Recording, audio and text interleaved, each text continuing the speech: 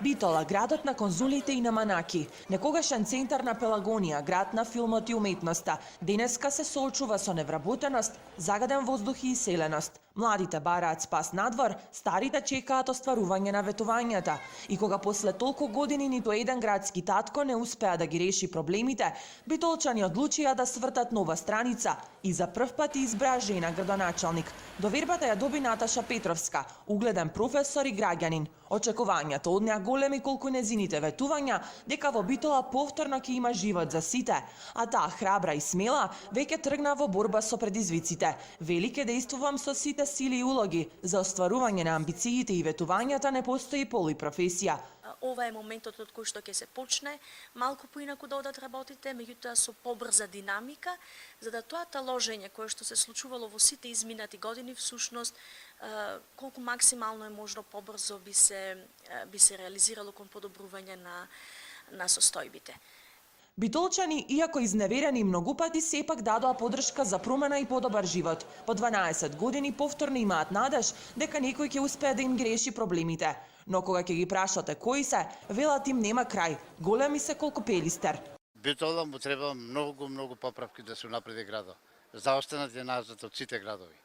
За младите треба приоритет да имат, и тоа веднаш. Паркинзите да се средат, Пелистер копанки, тоа е символ на Битола. Сликата од терен најдобар показател. На најпознатата македонска чаршија шетаат повеќе стари отколку млади. Освен вработување и подобар живот за младите, граѓаните на Битола очекуваат широк сокак да го врати својот сјај, а градот конечно да добие чист воздух. Љубица Балојани Адеко жена, 18 години е гласноговорник во борбата за чист воздух, но ниту еднаш досега не наишла на разбирање од локалната власт. Сега се надева дека меѓу првите приоритети на новата ќе биде токму чистиот воздух. Стари филтри, хавари, нема засадување, неколку појаси најмалку треба зеленило околу рекот. Тоа е нашата рак рана и болестите. Најопасната болест во градот е токму предизвикана од големото загадување на овој комбинат. Слушајќи ги барањата на граѓаните, градоначалничката уверува дека Битола повторно ќе биде чист, модерен, раздвижен и град кој ќе диша пелистерски воздух. Од низа аспекти вие треба да почнете да ги решавате всушност проблемите за да всушност поместувате некои работи како што се загадувањето, како што е хигиената и така натаму.